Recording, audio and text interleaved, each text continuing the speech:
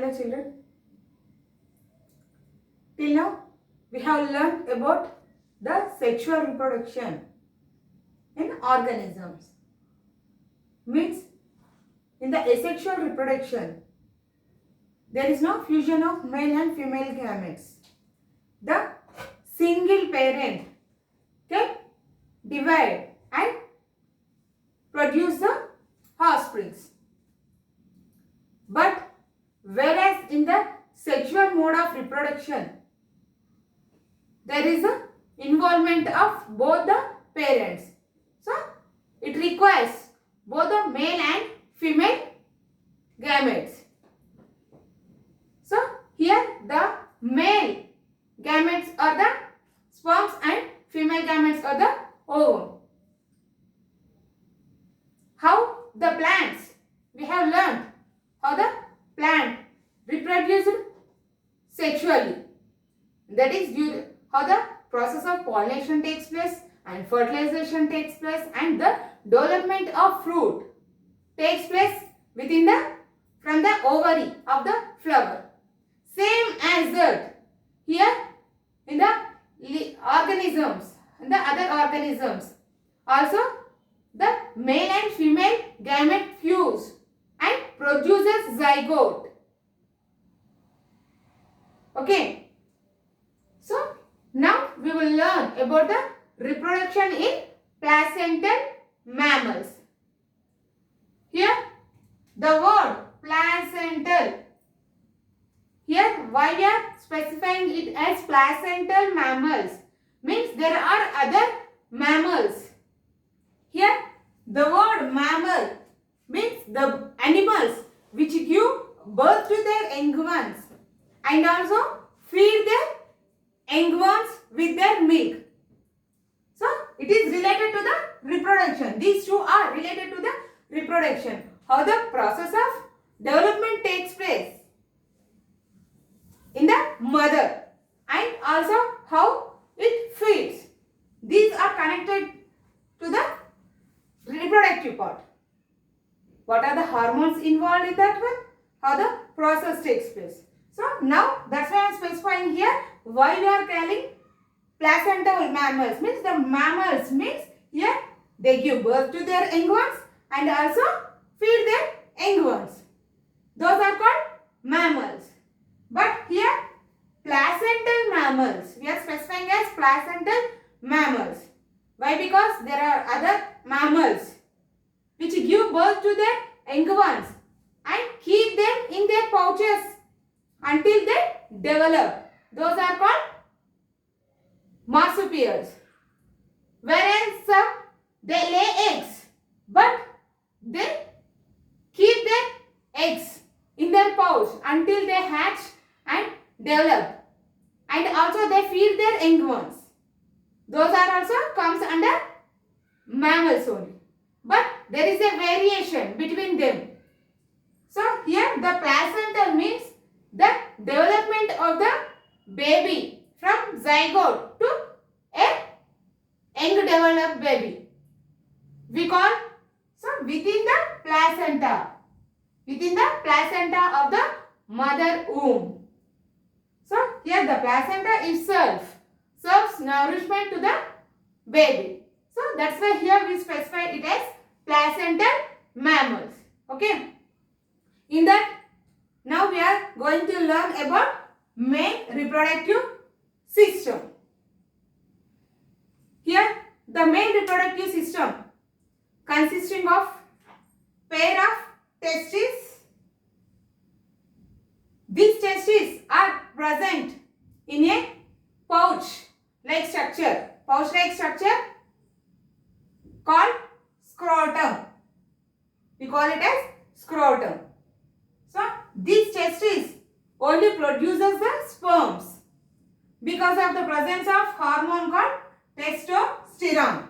Okay. The testes are located in the outside the abdomen cavity in the pouch called scrotum. In the testis itself the sperms are produced because of the hormone testosterone. Here whatever the testes, here On the either sides, you can see these are the testes. Along with these testes, there are some other parts. I will explain it. This is the vasa differentia within the here. Near to the testes, it consisting of vasa efferentia, and outside the scrotum we call it as epididymis, and these the connecting tube. This is the urinary bladder, and the tube which connects to urinary bladder with the testes we call it as vasa differentia, and prostate gland. This is the line which is appearing between this here small line. We call it as prostate gland. Sorry, this is the prostate gland and this is the Cowper's gland. Ejectatory duct. Here you can see these are the seminal vesicles. The seminal vesicles and vasa differentia are connected at a place called ejectatory duct. And these are the seminal vesicles. Okay. So here the sperms are produced in the testes, in the seminiferous tubules. The testes consisting of numerous seminiferous tubules in which the sperms are produced. And these produced sperms are sent to epididymis through vasa efferentia. Here the vasa efferentia is the connecting between the testes and epididymis. So this is the epididymis, the outer part you can see. That is the epididymis. Here the function of epididymis is to store the sperms which are produced by the testes. Okay. These are the epididymis, and also it maintains a low temperature. Here these epididymis maintains a low temperature not to spoil the sperm cells. Here at a time numerous cells are produced in the testes by meiosis division. Let me learn about meiotic and mitotic division in the next class. So here numerous sperm cells are produced by the testes by meiotic division. Then here the vasa efferentia carries the sperms produced by the testes to the epididymis. Here the epididymis also consisting of numerous coiled tubules, and from these epididymis the sperm cells are carried to the seminal vesicles, and which are connected to the urethra. Okay. Here the seminal prostate gland, Cowper's gland and seminal vesicles. These three glands, these three connectively produces a secretion. Here means they vary, there is a variation, means these three glands secretes different secretions. But the main function of these secretion is to protect the sperm when it is outside the body, and nourishes. When the sperm is outside the body, it is nourished by that fluid. So let us learn that. The prostate gland. Here the prostate gland, it secretes a fluid.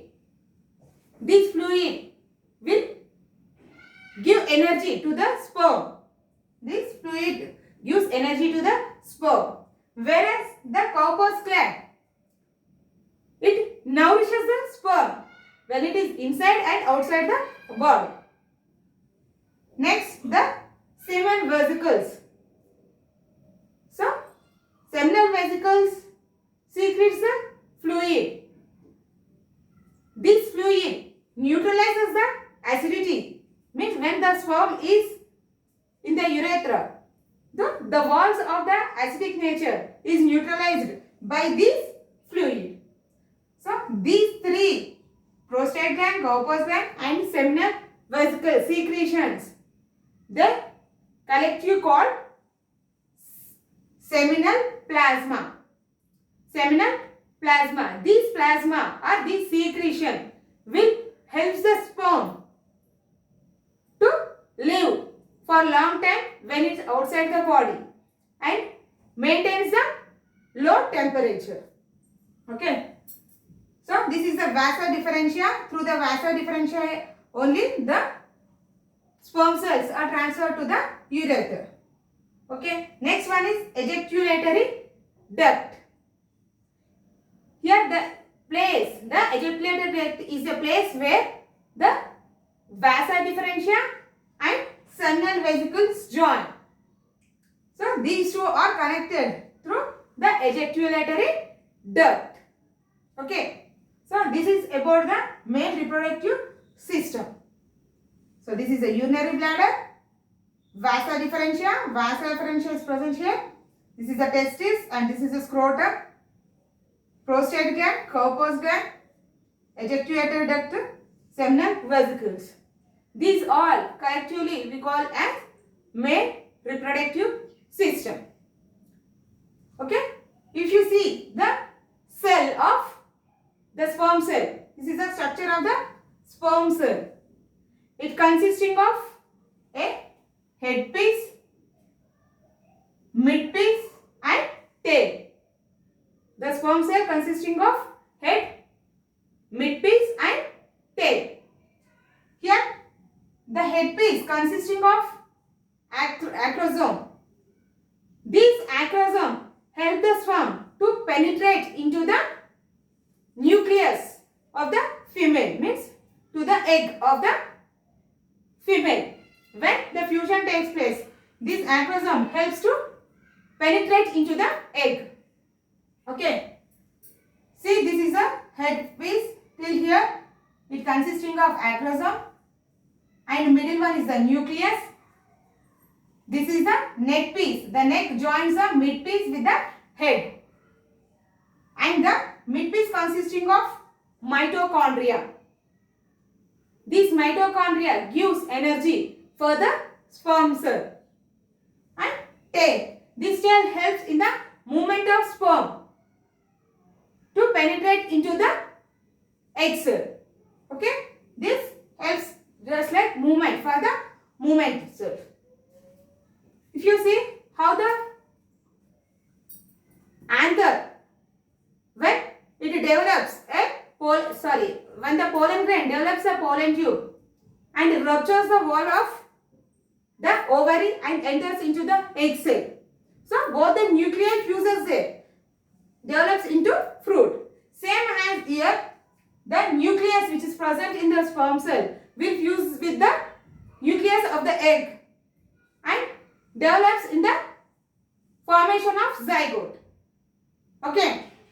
So here this seminal plasma means the secretion which is always present with the sperm cells. This secretion is nothing but it's a fluid which helps. It acts.